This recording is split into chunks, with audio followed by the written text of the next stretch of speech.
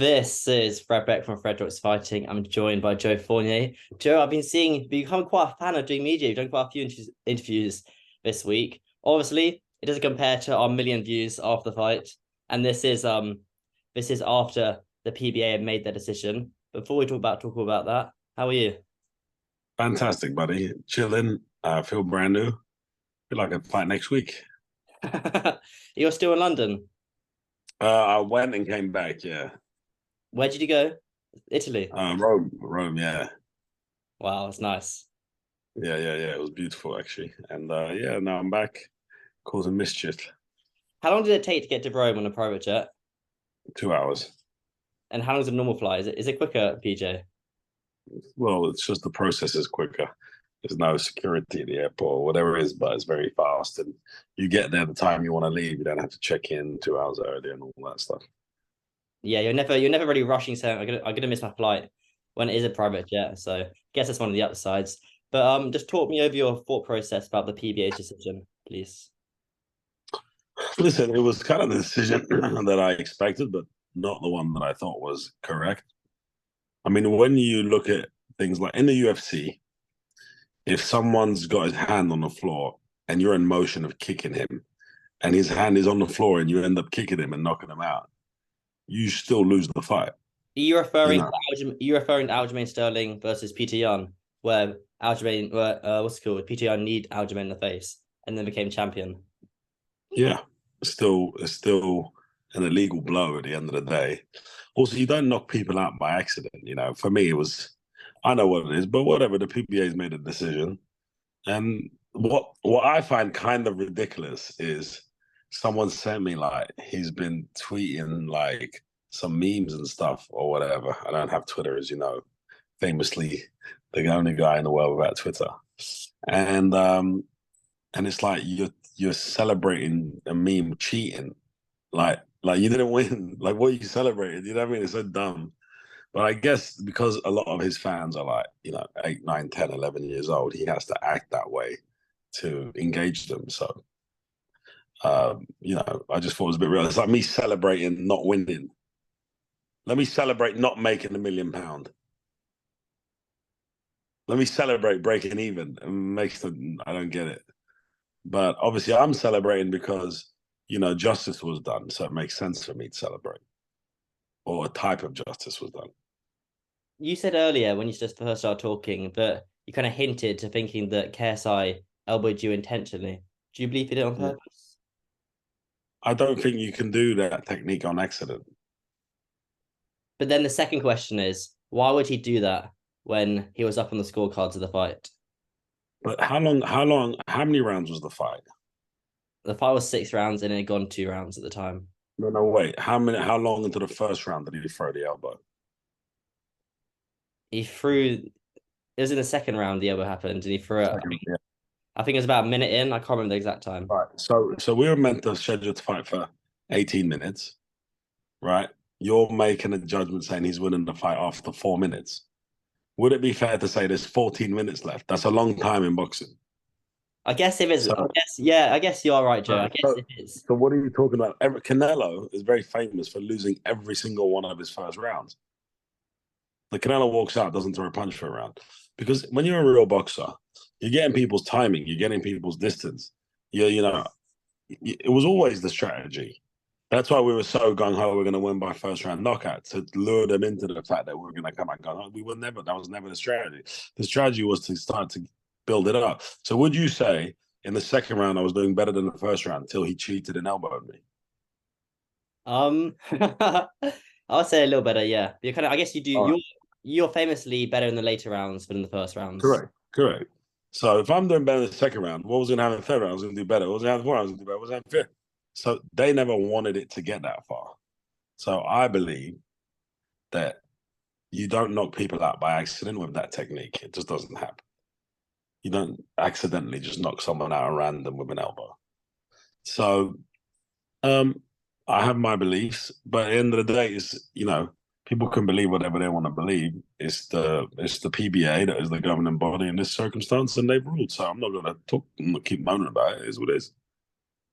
So you think JJ did that on purpose then, his elbow? Is that what? I was starting to land in the second round. I was starting to land my jab. I was starting to time him. I threw a great left hook, right hand, landed both. You see, he didn't like getting hit because no one's hit him before. Do you understand what I mean? And they were always had that in the back of their mind because if he trained with like I don't know Ismael Silas, a real boxing purist, and that elbow had landed, I would have gone, well, maybe it was an accident. He trains in a Muay Thai MMA gym. So for him to grab an underhook, which is a MMA, and Muay Thai technique, which means when you put one arm on the other person's armpit, lean me into an elbow, getting the whole 10-ounce glove out of the way and landing the elbow, I think that doesn't happen by accident. But the PBA ruled their decision. I respect their decision, so let's move on from it. The people who watch, But I was getting stronger, and would have gone on to win that fight. And everyone's saying, well, he was up on the scorecards, he was breezing the fight. We always were. We wanted him to breeze the first round. We wanted him to get too close to build that false confidence. That was the strategy. So it's like we were never fighting for a 4-minute fight. If it was a 4-minute fight, I would have had a different strategy. I had an 18-minute fight ahead of me. Ismael Silas is Joe Joyce's coach for the viewers watching. So do you think that was, well, I know you had a bit of back and forth with Alexis. Did you see my interview with Alexis, KSI's coach?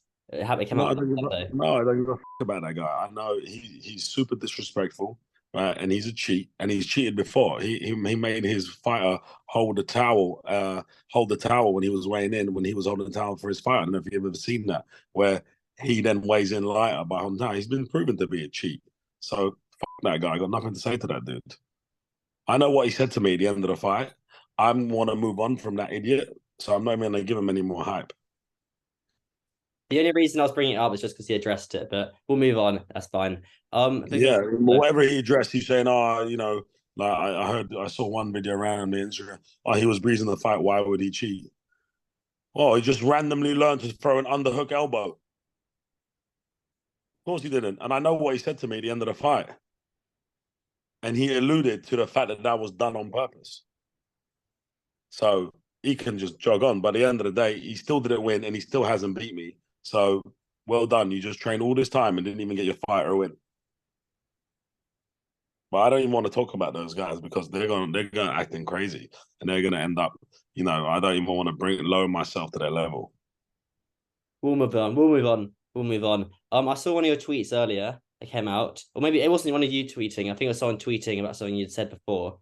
Obviously, famously, you didn't have Twitter, where you're saying it'd be Tyron Woodley or Dylan Dennis you next. Is that correct? I wrote that. I don't know you wrote it, but someone said that that's for you next. Is that true? Listen, if it was me, if I was KSI, I would run back the rematch because I would never want like this tarnished thing on my record where I cheated a guy or illegally elbowed him, never won, never. No one knows what the outcome will ever be, right? And then use the fact that I was winning after 4 minutes, so I don't really need to win. When you run 100 meters, yeah, Usain Bolt, every time he won the Olympics, broke the world record, he wasn't winning after 10 meters. You know why? Because the race is 100 meters. His job was to win at the end of the race, not at the beginning of the race. So when all these people saying, yeah, but he was breezing it, you weren't doing nothing, blah, blah, that was the strategy. We knew that. So I would want to rectify it, and I would want to prove to the world that I am the champ and I can beat this guy. And it's nonsense. So that's what I've called the rematch. They don't want to rematch me. Cool, whatever. And, I'm relaxed about it. But there's massive fights out there for me with misfits, not with misfits, with other people. I have no problem with like Mams Taylor. I think he's acted super classy the whole way through this process. I think he's always been a real gentleman. That's why I was very surprised that the coaching team of KSI to act so cheap and it doesn't align with Sauerland, doesn't align with Mams, doesn't align with all those other people the way they behave.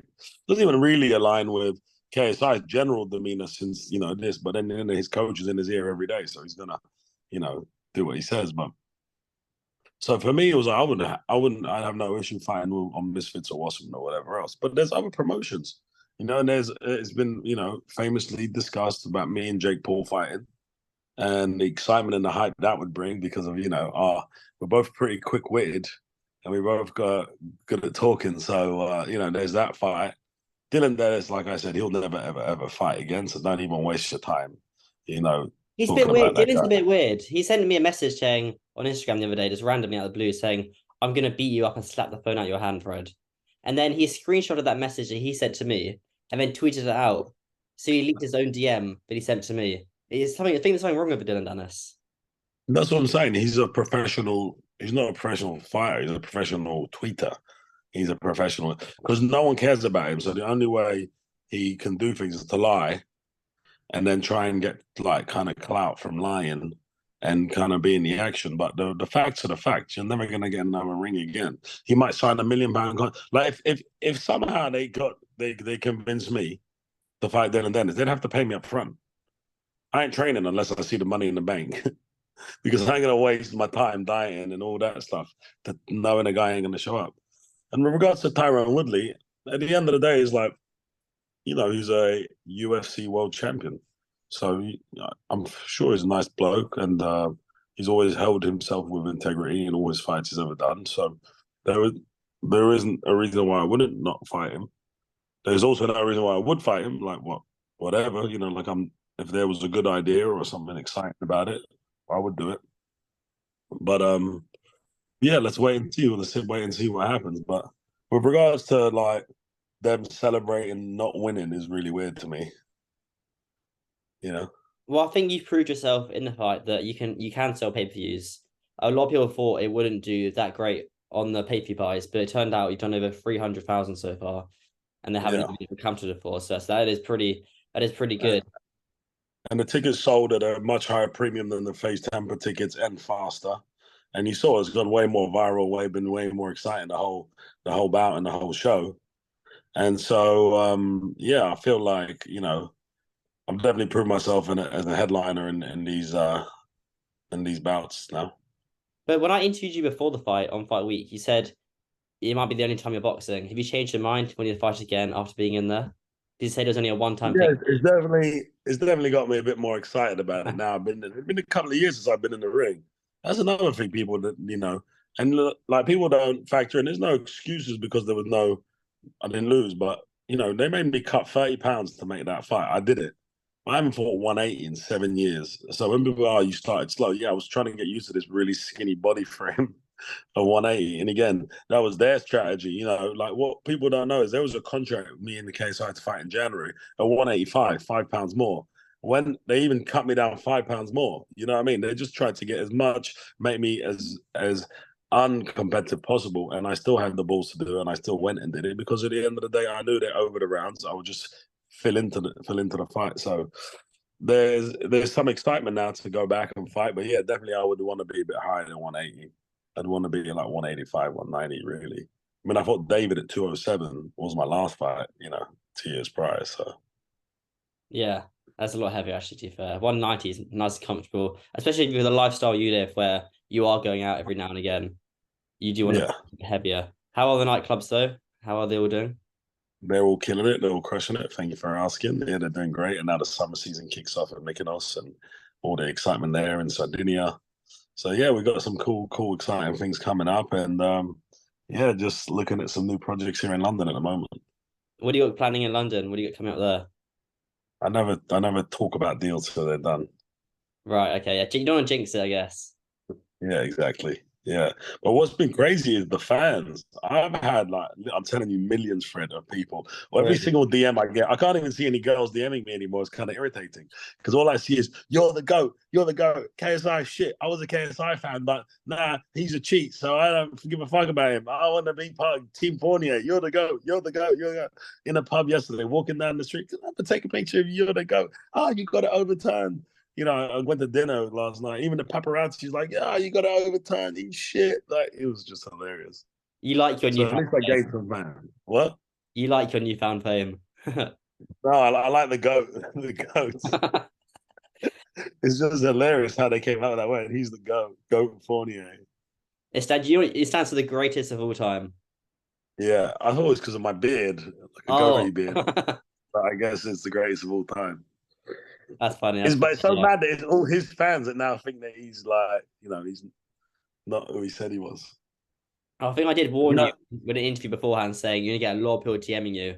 and now it has kind of filled up. But at the beginning when I signed the fight, it was really negative stuff like you're shit, you're shit, you're shit, you're gonna get smashed.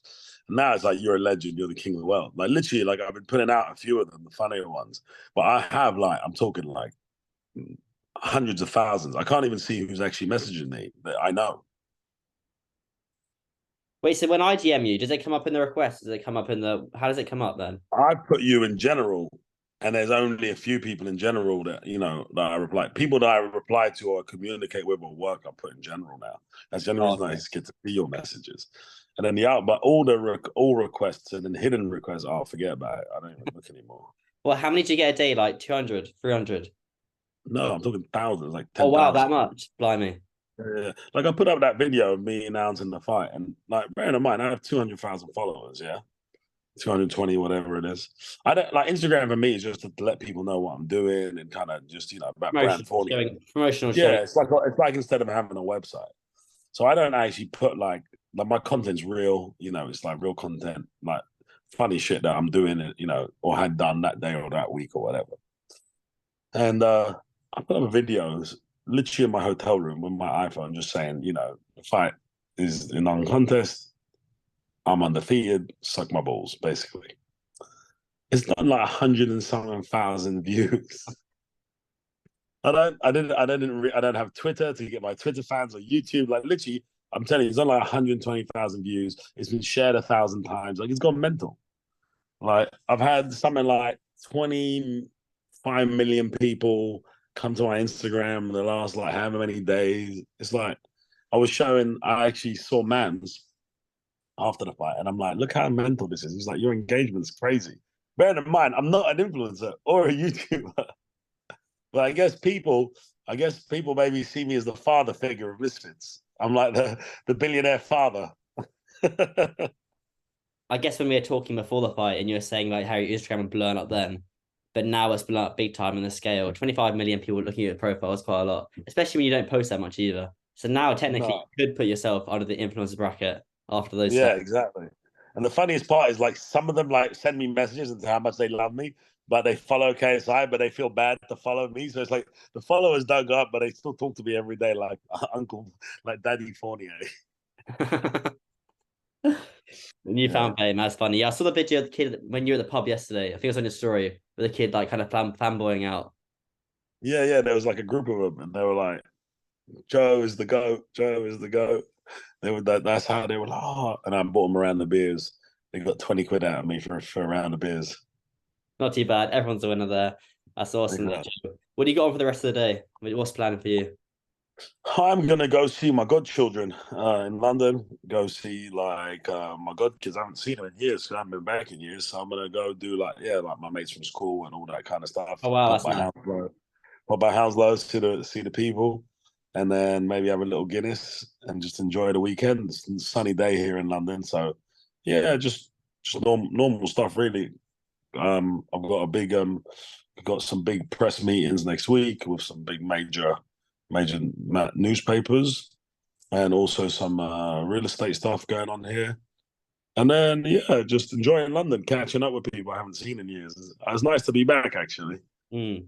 Kind of, Nothing. I didn't think I'd miss it, and now I'm back. It's nice to see people, old friends, and like, I mean, my godkids I haven't seen in 4 years. Imagine, so it's gonna be cool to see my goddaughter Naomi and Max and Leo, all those guys. And back in Hounslow as well. That's funny. Back in the ends, baby. Back in Hounslow. You still have that. You had quite a big security team on Fight Week. They're still with you now in London. Yeah, my security is always Team Fournier security is retained. There were You loads know of them, what? like six, seven of them. It's more to the deal with like you know when you're wearing like high level jewelry and watches and all that, you need like a big security team because you wanna enjoy. So it's a deterrent, really. Like my security team don't beat people up. They're not. We're very chilled. Like you see, like the guys yesterday sitting. Like I'm hanging with the people because they're not trying to cause harm or trying to steal a watch or pickpocket me or something stupid. You know what I mean? Yeah, yeah, that's fair Yeah, enough. The guy, yeah, he looks like the bad guy from Fast and Furious. One of them, the really tall, bald guy. yeah, yeah, yeah. He's the head of security. And then I got my other security teams that are like from the Congolese, like special forces. They're all around the rest of the world. I've summoned, all over so they're waiting for me now when I leave here. But I got my UK team. This is my UK team. You need like armies in every region. And Hounslow, you need to double it up though, I reckon. Nah, Hounslow. I go to Hounslow. It is my security. That's my family right there. That's how we grew up. That's where it ends. I go to any camp in the state in Hounslow and they welcome me open up. I can just knock on the door, walk in for a curry. That's funny. That's funny. Awesome. I'll let you go get the rest of the day though, Joe. I do appreciate you. Thank you, mate. No worries, buddy. Thanks, Fred. Keep it up, buddy.